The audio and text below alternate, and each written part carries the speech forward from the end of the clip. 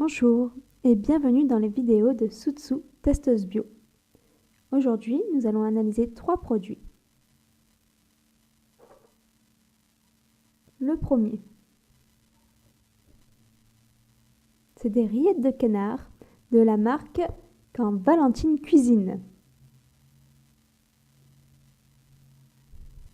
Elle a été déjà consommée, donc je ne pourrai pas vous montrer à quoi ressemble le produit, mais je vous en dirai quand même pas mal de petites choses. Le produit suivant est la vitamine C de Nutrixeal associée aux pépins de pamplemousse.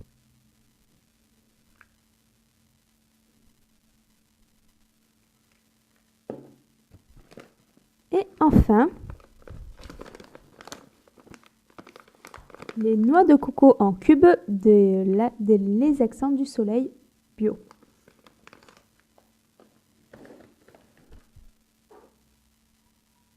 Alors pour commencer, parlons de ces rillettes de canard. Bon, ça fait plaisir d'avoir un produit avec 100% de canard. Et d'ailleurs, quand on analyse les ingrédients, c'est très simple, il n'y en a pas 10 000 et ça fait plaisir quand ça se passe comme ça dans la lecture. C'est-à-dire qu'il y a viande de canard, 52%, du gras de canard, il ne faut pas oublier que c'est des rillettes quand même, de l'oignon, du sel de Guérande et du poivre noir. Elles sont très très bonnes et ça reste des rillettes, donc ça reste gras. Au niveau santé, c'est surtout un produit plaisir, mais c'est du 100% canard et c'est vraiment des ingrédients, il n'y en a pas 10 000. Donc c'est un ingrédient plaisir, mais sans effet, sans ingrédients qui ne soient pas terribles pour nous. Donc je le conseille, je suis très contente d'avoir trouvé ça. Donc quand la Valentine cuisine, ça fait plaisir. Le produit suivant, donc, c'est le complément alimentaire de Nutrixeal, le PP Ester C, donc la vitamine C associée aux pépins de pamplemousse. La gélule est assez petite, elle n'est pas difficile à avaler. Et puis surtout, ce qu'il y a de très plaisant, c'est que ce sont des gélules sans dioxyde de titane. Alors, donc, je viens de vérifier, en fait, il y a une loi qui ne va pas tarder à passer pour l'interdire, mais pour le moment, il y a encore énormément de compléments alimentaires qui en ont. Ceci dit, il y a quand même quelques marques qui ont pensé à l'enlever. Ce que Nutrixeal fait que je n'ai pas retrouvé dans d'autres marques, c'est qu'ils ne mettent pas de stéréate de magnésium non plus. Et ça fait quand même bien plaisir.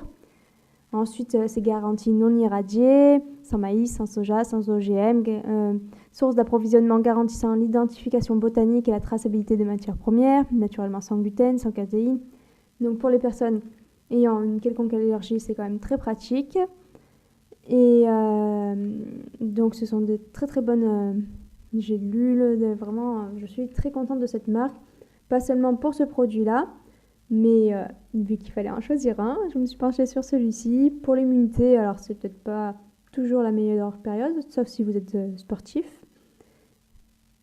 Et puis, que dire de plus? Bon, je pense qu'on a déjà fait un bon tour. Je ferai des vidéos exprès sur le dioxyde de titane, sur le stéréate de magnésium. On parlera un petit peu de tout ça. Mais globalement, ce sont des choses, des nanoparticules pour le dioxyde de titane à éviter le plus possible. Mais c'est bien, là ça fait plaisir, je viens de voir donc cette loi qui ne devrait pas tarder à passer, qui va nous les faire enlever de ces compléments alimentaires. On prendra enfin des choses pour notre santé sans se la détruire à côté. Voilà. Ensuite, le dernier produit, les noix de coco en cubes. Alors ça par contre, en termes de santé, on est très très délicat. Donc, comme je vous parlais du premier produit avec les rillettes où il y avait très peu d'ingrédients, ça faisait plaisir. On restait dans de la viande essentiellement et des épices. Donc voilà, tout était parfait. Sauf que là, qu'est-ce qu'on a? Bon, de la noix de coco, ça fait plaisir, heureusement, c'est censé être de la noix de coco en cube. Sauf qu'il n'y a pas écrit le pourcentage. Ensuite, il y a écrit dextrose, donc du sucre. Pourquoi pas sucrer encore un petit peu plus? Du sirop de riz, oui, sucrons encore un peu. Alors, est-ce que c'est pour donner ce petit goût de miel que peut avoir le sirop de riz derrière? Est-ce que c'est pour se donner bonne conscience parce que c'est un indice glycémique soi-disant un peu moins important que le dextrose? Je ne sais pas. Il y a de l'amidon de blé, de la gomme de xanthane et de la gomme de caroube. Dis donc, super les noix de coco en cube.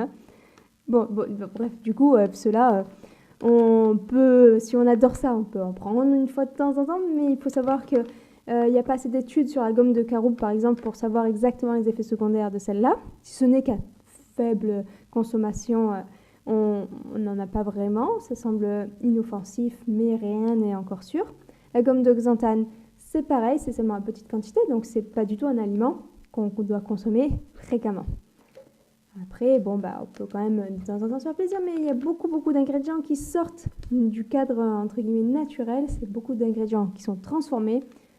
Donc, autant s'acheter une noix de coco et puis la couper. Voilà.